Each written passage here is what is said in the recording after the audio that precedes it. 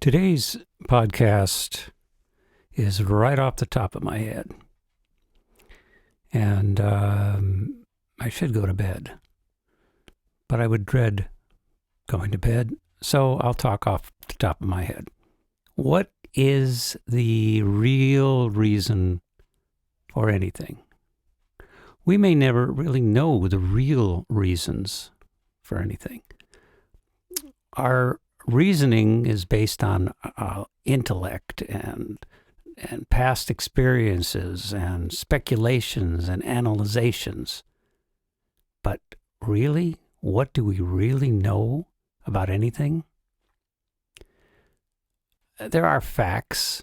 There are physical facts that seem to give us comfort. You know, we can prove things with science, so that if it works in science, it must be true. But isn't everything come down to being an illusion in that we create what we see? Or do we see what we create? Or is it just an endless loop? How do you get real new information? Where does it come from? Does it really exist? Biblically, they say there's nothing new under the sun, and that was written thousands of years ago. So what is new? We can take musical notes and continually create new sounds out of them. It's the same 7 notes. But how many millions of songs have been written with those same 7 notes? Are there any hidden notes? Are there any notes that we have yet to experience or to invent? Why did it stop at 7? New information, which is what we all really crave, new energy, new information, cannot come from a closed loop.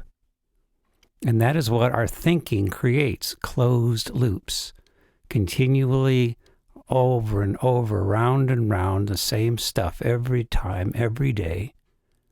How do you break that loop? How do you actually break the loop and get something new and fresh?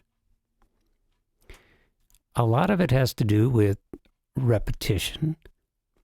Repetition in that eventually, if you repeat something so long, it ceases to have any influence and it'll go away. But you have to wait that out. Another way is to consciously sit down and look for something new. And when you do that, you're not really looking, so to speak. You're waiting, you're watching, you're hoping, but you're leaving yourself open for something new. And to do that, you have to know what you're observing with the past thoughts and the scattery, jiggly-jaggly noise in your head, that's all it is jiggly-jaggly noise in your head. And not give it importance, not give it any value, any legs. Sometimes that stuff gets overwhelming. And then we go nuts, we go bananas. That happens to me a lot.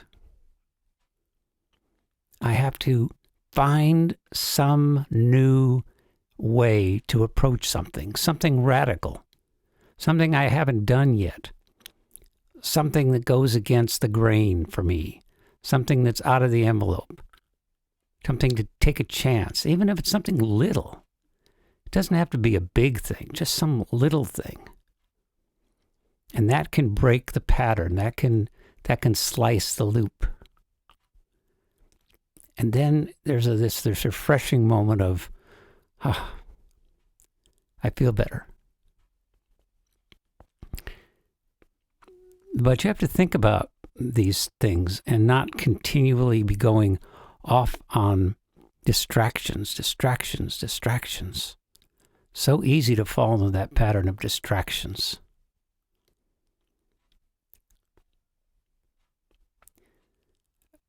Distractions are good to a point, but then everything is good to a point. Mayonnaise is good to a point, but if you eat a jar of it, you'll get sick. Mayonnaise, poor mayonnaise, gets a bun rap.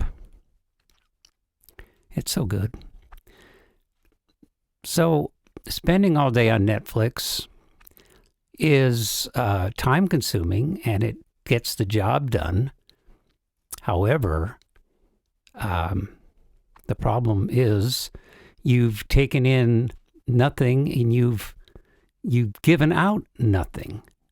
It's just it's like a hypnotic time delay, a hypnotic timekeeper.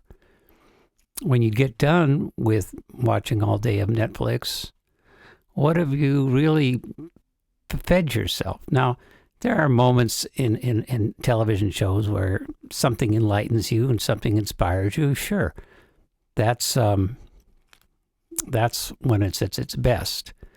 But it's a babysitter right now, and we're all in the same boat with that. So getting back to how do you get new information? Well, to tie in with this, sometimes I think about my personality and personalities. And there's a tie-in here, so stay with me. In our pure essence, I call it our Christ self, and we all have a Christ self. In our pure essence, we are continually bathed in new information, new energy, the light, the warmth, continually. But none of us are able to stay in that Christ self because we have earthly roles to play. We are in the world, or the world is in us, as some people say. And we have to play roles here. That could be God created. That could be our creation. I don't know how all the world works. It works, obviously, because we're still here. But when you're playing these roles, your essence is kind of put on hold. Your pure, creative Christ essence. It's not exactly put on hold, I should say, but it's kind of there in the background, watching you, watching it. Maybe you're not watching it so much. It's watching you, though. And it's watching you go through all of the things you must go through to stay alive in your earthly body here. And do you ever sense that there are other people living through you? Most likely a parent or somebody that really had a strong influence on you. And you can see their faces in your face. You can feel their energies and thoughts in your thoughts. And it's troubling. It's troubling for me when I feel someone else living through me. And that also will prevent you from clear thinking, because it's distracting in itself to have some other creature or I don't know, personality be living through you. A lot of people make a career out of that. A lot of people use that part of themselves as to be entertainers. And I'm not one to say it's wrong, but I'm saying for me it's troubling when I know that there's a Christ self in me that could be pure and happy and warm and totally within giving and taking, all in God's time and God's way, but I'm stopped from it. But then everything has its time and its place. So I have to wait. I have to wait until such time as this essence and God entity takes over. And then I will be at peace totally. And I don't know if I will be physically alive during that period or not. It's hard to know. Of course, with the cancer thing, when I thought I was really going to die, I got very close to it. And it was peaceful. But then I recovered and I got stronger in my body, and this kind of went away again. And I missed it. But yet I'm here. I must have my animal body still to survive. And I must keep going because that's what the message is for me right now. I hope I'm not rambling too much with this particular podcast, but I'm just saying things that are coming right off the top of my head, as I said in the beginning. So let's take a little break with a song from Mike DeLeo, and then I'll come back and talk a little bit more. Walk down that lonesome road all by yourself. Don't turn your head back over your shoulder, and only stop to rest yourself when the silver moon is shining high above the trees. If I had stopped to listen once or twice,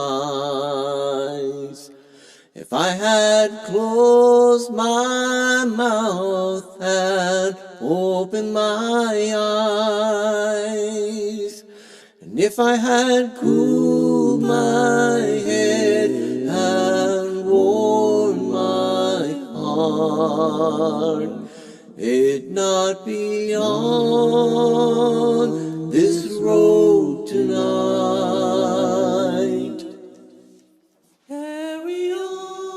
Carry on, never mind feeling sorry for yourself. It doesn't take you from your broken heart. Walk down that lonesome road all by yourself.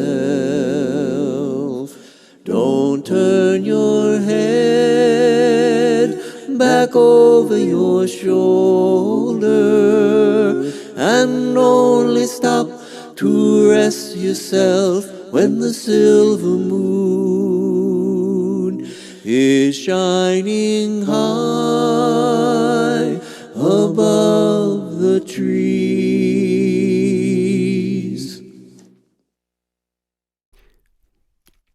Now, part of all of the processes of becoming aware is more awareness. I mean, they say the more awareness you have, the better off you are. I think this is true in Buddhism. I don't know so much in Christianity and not sure about Judaism, but in general, you would think that more awareness you have about everything would be beneficial. You're seeing things from a little higher plane. However, too much awareness is overwhelming. You could be coming to see microscopically things that just are not so critical, but yet the stronger your awareness, the more you see them. And awareness kind of perpetuates itself. You see things, you want more awareness, because more awareness seems to give you the illusion maybe that you're on top of things. Maybe you are, but maybe you're not.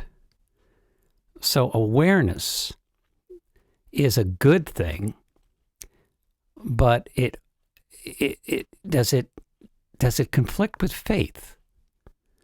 Faith is rather blind in a way. Awareness is not blind, but yet so many religions teach that awareness is important. So it's a little confusing to me. I'm more comfortable in faith, but awareness seems to give me more energy, more knowledge, more protection. So I'm exploring as I talk to you the difference between pure faith and the ultimate awareness. I would think that God has the ultimate awareness because God created everything and knows everything because he created everything. We did not create everything. We created our own little world, and within our world, within that world. So we have an awareness of what we have created. And maybe that's enough. Maybe that's enough. Maybe too much awareness is like too much knowledge. And that was, of course, the original problem in the Garden of Eden was everybody, well, Adam and Eve, if you want to go there, had a simple life of faith. All they had to do was walk around in the Garden of Eden, and God was enough for them. They didn't need the awareness beyond that. But once they grabbed onto knowledge, they became aware. They became aware of who they were, what they were, their surroundings, the necessity of now providing for themselves. So awareness became contrary to faith. But yet, maybe the religions that teach ultimate awareness are just building upon that mistake. I've never really thought of it that way, but it's a possibility. You made a mistake, so what do? Instead of correcting it, you just go with it and make it even bigger. You would think that a lot of awareness would be a good thing, and I may be repeating myself here, but maybe simple faith. Now, do children have awareness? Is an innocent child, do they have an awareness? They have an awareness, but without necessarily knowing what they're seeing. They can sense, they can feel things that are wrong for them. They can't do much about it. But does a child have faith? Or does a child have awareness? Or a little of both? Is it they have faith in that they don't think about the parents. They just live. I don't know if they've developed an intellect yet to have faith. Do you need an intellect to have faith? Or are you born with faith? I don't think you're born with faith. I think you'd have to develop it. You're born with an awareness, first of all, of your surroundings, of your needs, and of your parents loving you. I think you would have an awareness of that. But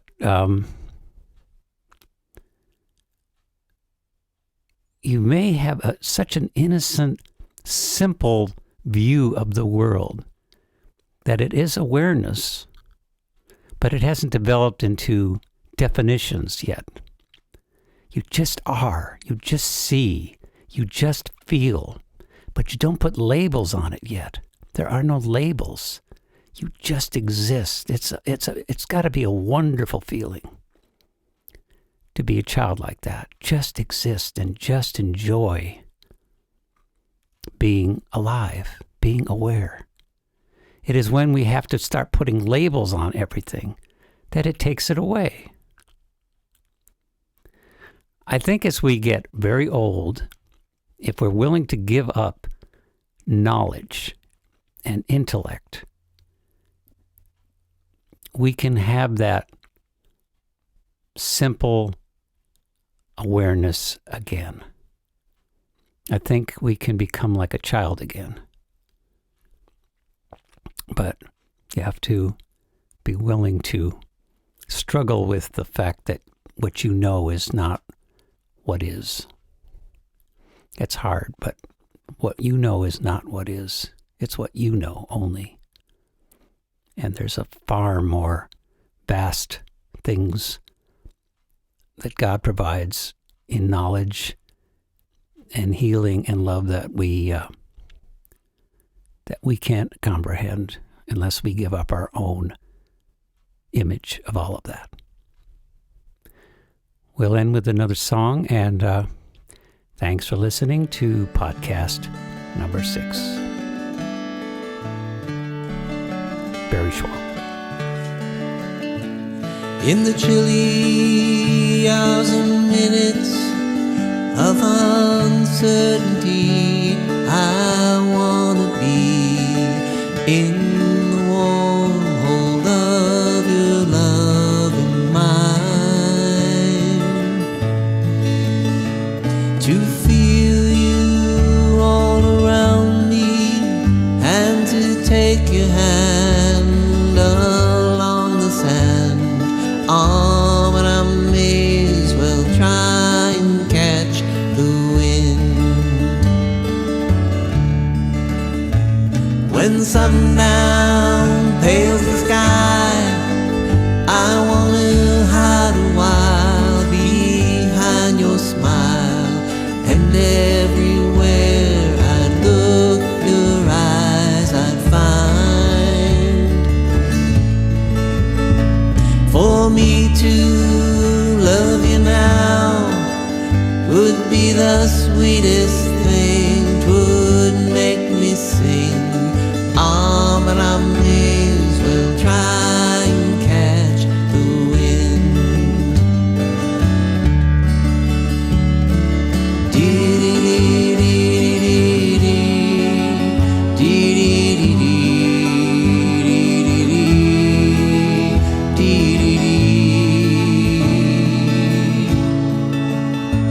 When rain has hung the leaves with tears, I want you near to kill my fears, to help me to leave all my blues behind.